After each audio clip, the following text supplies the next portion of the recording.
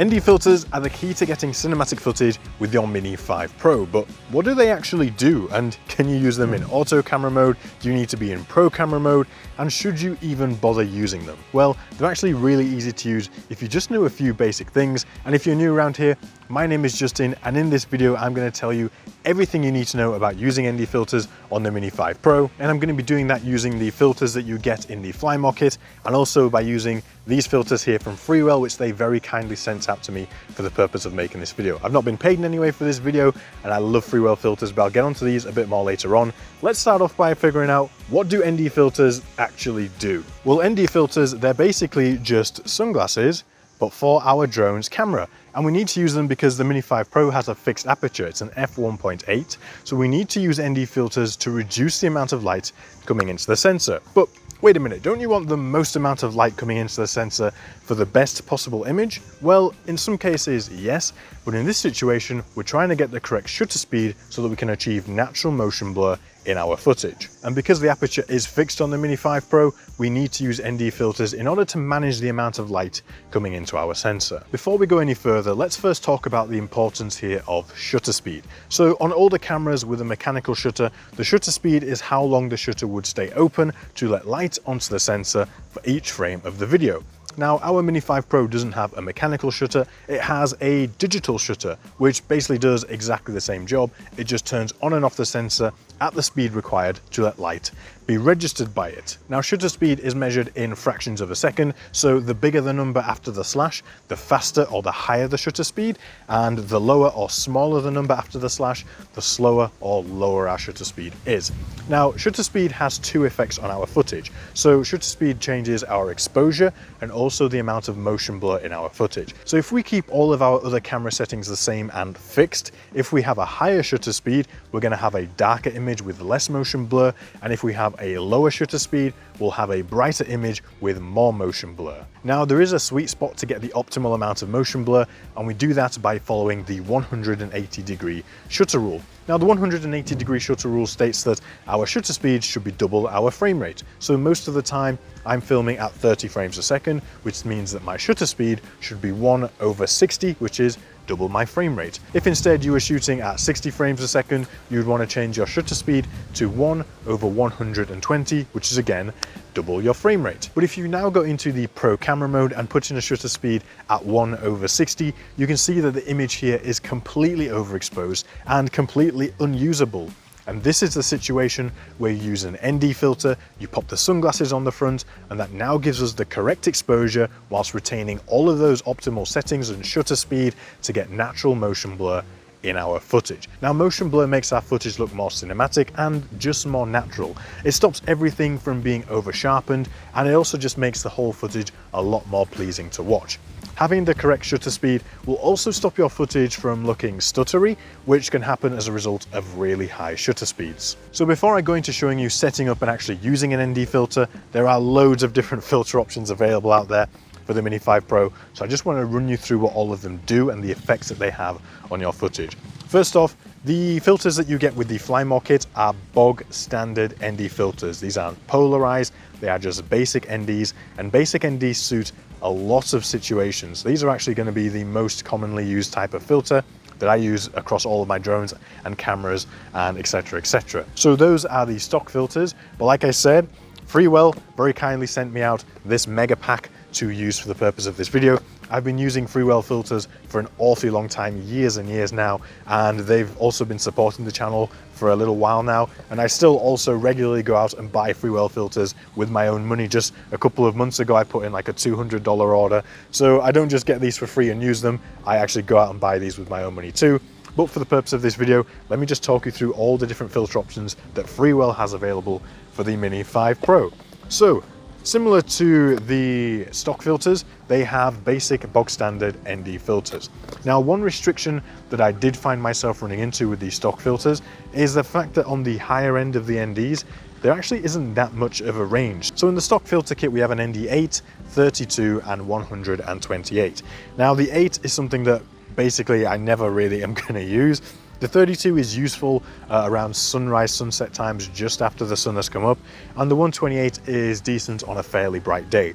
but I found myself wanting an ND64 and an ND256 in different situations, and thankfully Freewell have stepped up to the game, and there is an ND filter kit here which includes a 64 and a 256. This is their basic ND pack.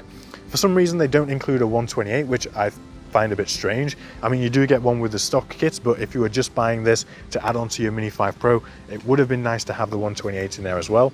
But Freewell, always high quality filters. They fit exactly the same as the stock ones. I'll go into putting filters on in just a moment, but basic NDs, you're going to want to use these in most situations. So if you're filming a broad landscape, you can really use these in any situations. ND filters, they're just really helpful to have. So moving on from those, we also have the Bright Day pack. Now these are polarized ND filters. And polarized filters, what they allow you to do is help to cut out reflections in your footage. So if you're shooting something that's highly reflective like the sea, a swimming pool, windows, something like that, polarized filters can help to cut out some of those reflections, and they also give you the ability to sort of see through water a little bit when you're flying over the water. So if you do a lot of filming over water or filming a lot of reflective things, then polarized filters are going to be really handy. They're also going to give your footage a little bit of a natural saturation and contrast boost, which some people like. And something else you have to bear in mind with these polarized filters is polarization is actually orientation based. And because the Mini 5 Pro has a camera that can rotate horizontal and vertical, you actually have a rotating lens element here on the polarized filter. So if you're shooting in horizontal mode, you're going to want the little line on the filter pointed toward the letter H. But if you're then going to be shooting in vertical mode, you'll then need to spin the little lens around so that the line now points to the letter V. Again, this is just to make sure that polarization has got the correct orientation depending on how you're filming. And also, if you're going to be doing shots where you're flying and rotating the gimbal, I would avoid using a polarized filter, as you can get some strange color and exposure changes as you rotate the camera. So polarized filters, great for reducing reflections, but not so great for rotating shots. And just bear in mind, you are going to have to twist that little piece if you're switching to vertical. And then the last pack that they have included in the mega kit, you can also get all of these packs separately, is the everyday pack. This has a few more stylistic filters in here. So again, we have a CPL, which is basically just a polarized filter without an ND on there. Same thing, helps to cut out reflections if you don't want that ND strength in there as well. Then we have a glow mist. Glow mist is kind of a stylistic filter, and it works. I find it works quite well in lower light environments where you have light sources. So in the examples I'm showing you on the screen, I'm filming a sort of night scene, there's some cars in the scene, and you can see we're getting a lot of light bloom off of light sources like the headlights and the buildings and things like that. And that's what this glow mist filter actually does. If I now pull the filter off, you'll see that everything comes back to being super crisp and sharp, and it just takes away that sort of stylistic look which some people like to have. Then we also have an LPR filter. LPR stands for light pollution reduction. It's one that a lot of people use at nighttime to help cut out some sort of light pollution basically. Normally when I use this filter, I don't see too much of a result, but I'm not normally shooting in big cityscapes with lots of light pollution. But if you are doing that, a lot of that nighttime city environment shooting, then an LPR filter is a good one to have. And then we have a UV filter.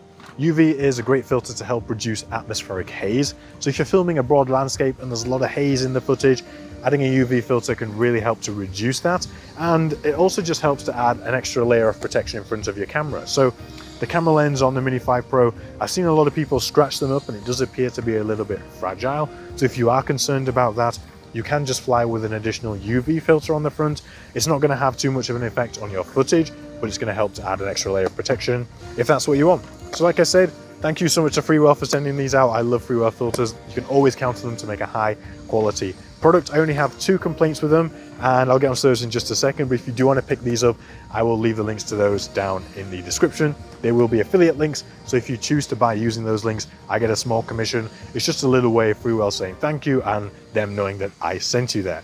So my only 2 complaints with these filters, when I first got them out of the box, the actual rubber insert on the filter puts them all so that they're basically upside down. So every time you take a filter out, you have to then turn it around before you can put it on your camera. And to me, that was getting a little bit annoying. So what I did, I took all the filters out, I then got a key in there and I pulled out the rubber insert, flipped it around, and then put it back in. And now all the ND filters are basically the right way around. I did send this feedback back to Freewell, so they might implement to change this in the factory. If they do, great. But if not, you can just pull that insert out and swap it around.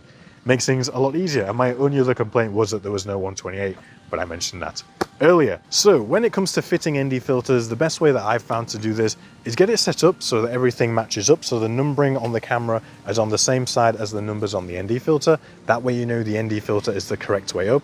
And then I like to put the bottom side on first, and then just while holding the camera, give it a little push on the top and clip the top section in too. Now it is definitely best to do this when the camera is, when the drone is powered off, so we're not putting excess strain on the gimbal when it's powered on. I do appreciate this might be difficult in some situations, so if you are fitting the ND filter while the drone is powered on, just make sure to support that gimbal nicely and try not to put too much stress on it, because you could do some damage to it if you overstress the gimbal. And something else to bear in mind, if you have an ND filter on, you can still put the stock gimbal cover on without any problems. And then when it comes to taking the filter off, I like to have the drone already powered off, and then I just get the top tab with my finger while supporting the filter there with my thumb, give it a bit of a pull, and then it pops right off. Okay, so that covers all the different filters available, how to fit them. I'm now going to move over there and we're just going to run through setting the drone up to fly and film when using an ND filter. Okay, so I'm going to start off by covering using ND filters in the Pro camera mode, and then once I've done that, I'll also talk a little bit about shooting using auto and also taking advantage of the dual ISO fusion here on the Mini 5 Pro. So to shoot with ND filters in Pro mode, first thing I'm going to do is click on the little auto symbol there in the bottom right. That's going to change me into Pro camera mode. And then I'm going to run through and put all of my settings in. You can see on the screen it's already looking crazily overexposed. But I'm going to set my white balance here to 5500 Kelvin. I'm going to make sure it is on manual. So if I click the little auto button there, it now goes to auto and white balance takes over itself. We don't want to leave white balance set to auto, because in some situations the camera can change the white balance during your shot, which can completely ruin the shot, giving it a massive change in color as you fly through. So to avoid this, make sure your white balance is set to manual. And I'm going to set this to 5500 Kelvin because it is roughly midday, and 5500 Kelvin is around the temperature that we get from the midday sun, so it's a good place to be. Next up, I'm going to be shooting in 4K at 30 frames a second. That's all good. Then I want my color profile to be in D-Log-M so that I can have the most flexibility in post-production and just get the most highlight and shadow detail. And D-Log-M is my favorite color profile. I also have a load of LUTs available, which can really quickly transform your D-Log-M footage into beautiful cinematic color graded footage in literally no time at all. People absolutely love them, and I will leave them linked in the description too if you want to check those out. And then moving down, everything else here is okay. And then I'm going to move on to the next section here, which I can either tap this aperture looking symbol here at the bottom, and that's going to take us here over to the next set of controls. So here again, I want both of these set to manual, so I'm just going to tap the little auto there on ISO, and I want my ISO to be set as low as possible. So in this situation, I'm going to go for ISO 100. Keeping your ISO low helps to reduce the amount of noise and grain in your footage. So we want to keep the ISO as low as physically possible. I always aim for ISO 100 here, and that's what we're going to go for. And then shutter speed here is 1/60. Remember, I was shooting in 30 frames a second, so my shutter speed should be 1/60, which is double my frame rate. So we can see here the image is wildly overexposed, and if we just take a look a little bit further down, we can see this MM value. Now MM is giving you a real-time exposure value. So this says plus 3.0, which means the drone thinks that the image is overexposed by around 3 stops. So the drone thinks that a value here of 0.0 is perfectly exposed, and you can use that to help pick the right ND filter for your situation. Personally, I like to go ever so slightly underexposed, so around -0.3 or -0.7, because I do find that these drones do tend to slightly overexpose on the highlights, which can lose detail there. So I tend to prefer to underexpose ever so slightly and then lift my footage up in post-production. Much easier to do it that way. So we're going to need to find the correct ND filter for this situation. So what I'm going to do is I'm just going to take a couple of NDs, hold them in front of the camera, and see which one is going to look the closest to correct. So we'll take an ND16, which I'm sure here is going to be way too weak. Just going to hold it up there in front of the camera, and we can see it has made a bit of a difference, but it's nowhere near the correct exposure. So we need stronger. So we're going to move up now. We will try the ND64 and see if that's going to be the correct strength. So let's hold that in front. That's looking a lot better, but it's still here. The MM value is showing +1. So we're still ever so slightly overexposed. So I'm now going to try the ND128, which is what comes with the stock kit. Let's have a look. And that is giving us an MM value there of around +0.3. I'm going to put this on because the current scene the drone is seeing is a little bit more sky than it would be while I'm flying. I'm going to pop the 128 on, and then when we get up in the sky, I'm pretty sure that once we tilt the gimbal down a bit, everything is going to be nicely exposed. So I'm now just going to pop the filter on. I'm going to support the gimbal here a little bit because it is already powered on. I'm going to go on at the bottom first, a little bit of push on the top, and it clips on with absolutely no problems. So now the drone is set up and ready to fly with an ND filter with all of those pro camera settings. So at this point we can get up in the sky, fly it around and see exactly what that looks like. Now to make this a bit easier for you to see, the other day I went to a slightly different location and did a load of shooting with ND filter on and an ND filter off, just so you could easily see the difference between footage shot side by side at the same location. So I'm going to show you that footage now so you can actually see the real world effect of ND filters in action, and then I'm going to talk about shooting in auto and using dual ISO fusion. So first off, we're going to start with the footage shot with an ND filter. We're just using a standard ND filter here, and you can see as we fly nice and low over the rice, it's all blurring as it comes past the camera. This is the natural motion blur that we're looking for, and this is what ND filters help us to achieve. And we can also see here as we pass over the treetops, we get a nice blurring as the treetops come past the camera. Again, this is that natural motion blur that we're looking for. Another example here is as we track this motorbike, we can see that we're getting the foreground and background blurring as they move along. This is also helping to make our shot look way more cinematic and much more natural and just pleasing to look at. And we can now see that when we take the ND filter off, our shutter speed has got to go all the way up to 1/8000. That is going to have a massive impact on our footage and basically completely remove motion blur from it. So we can now see as we fly over the rice, everything is super sharp. We've got none of that motion blur that was there when using an ND filter. And the same goes for when we pass over the treetops. Everything here is just super crisp and all of that motion blur has now disappeared. And when we come to tracking the motorbike now, there is no foreground and background blur. Everything just looks super sharp. It's a little bit stuttery too, and all of that cinematic flair has completely gone that we had in the first clip. So I'm now going to play them side by side so you can get a full demonstration and compare them like for like.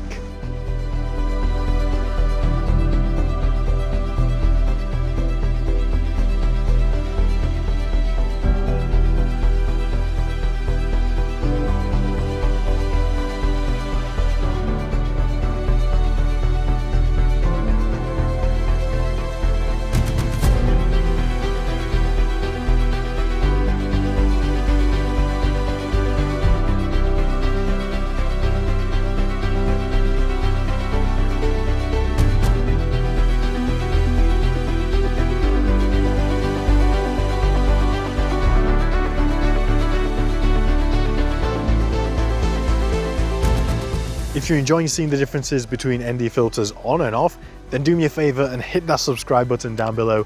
YouTube tells me that around 90% of the people who regularly watch my videos are not subscribed. Come on, I'm shooting for 50,000 subscribers by the end of the year. Help me out. If you gained a little bit from this video, give me a little something back in return. Hit that subscribe button. While you're there, turn the notification bell on too, so that you don't miss any future uploads when they go live. Thank you so much for that. Welcome to the community, and let's get back to it. So you can see here that using ND filters has a big impact on your footage and makes it so much more cinematic.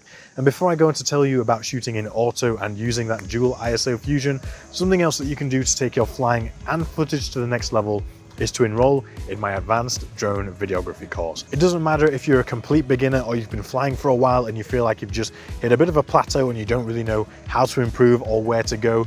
The advanced drone videography course will take you from where you are now to an advanced drone pilot and cinematic genius. People are absolutely loving it. Their footage is miles better once they've been through the course and learnt everything than it was in the beginning, and I know that you can go down that exact same journey too.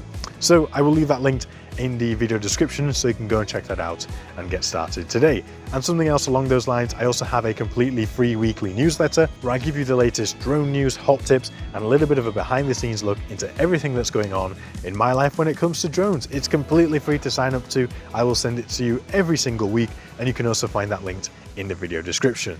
So let's talk about ND filters and auto camera mode. So you can use ND filters when using auto camera mode, but you're not going to get the same benefit that you do when you're shooting in pro camera mode for the reasons that I've explained already throughout this video.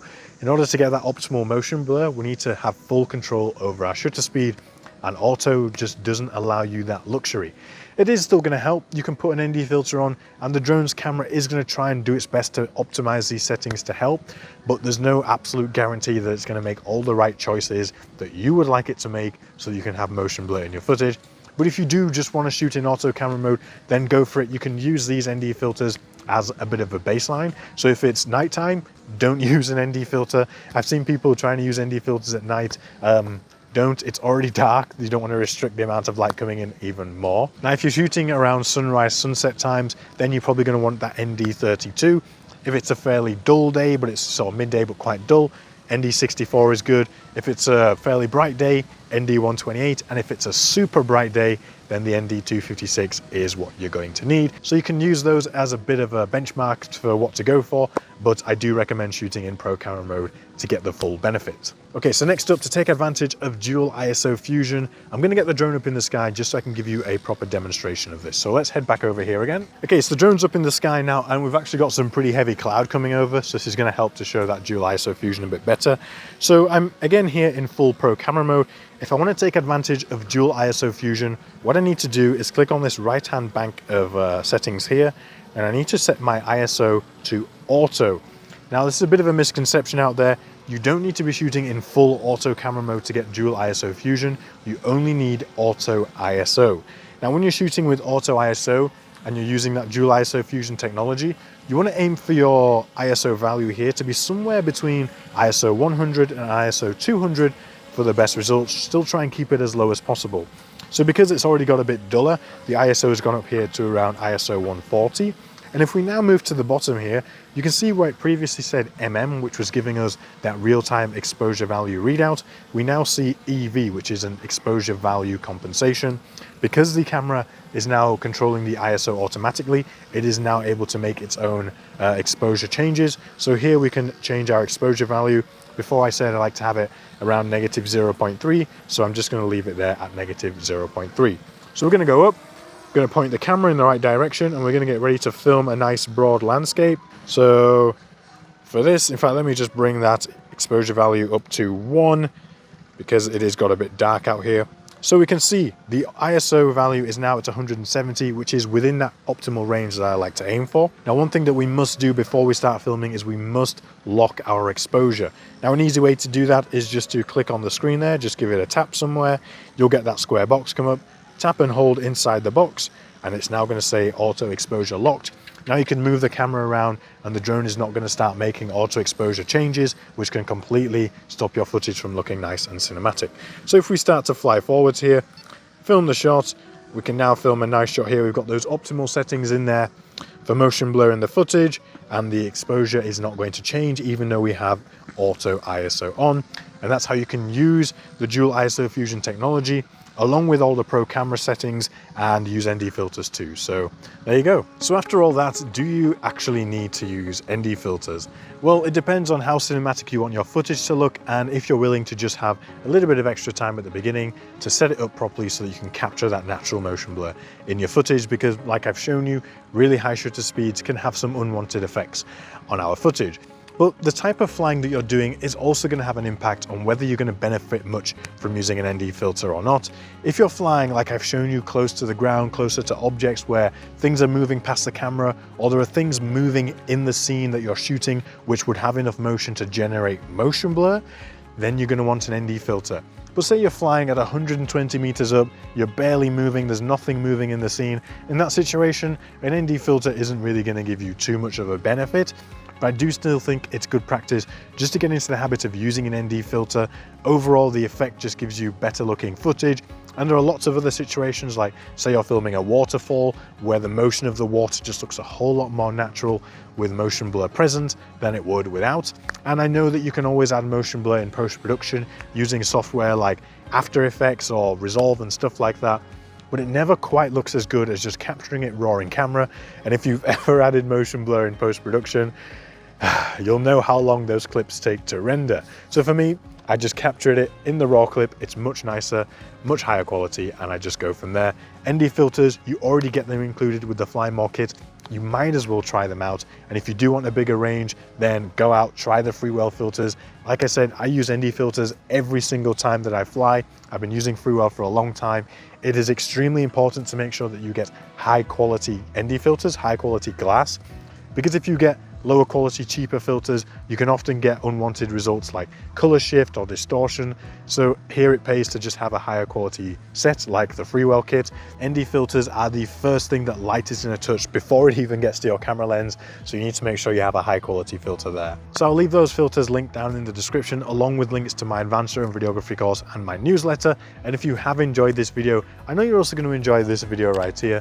And if for some reason that video doesn't speak to you, then maybe this one here will instead. Thank you so much for watching. Have an amazing day, and I'll see you in the next one. Bye-bye.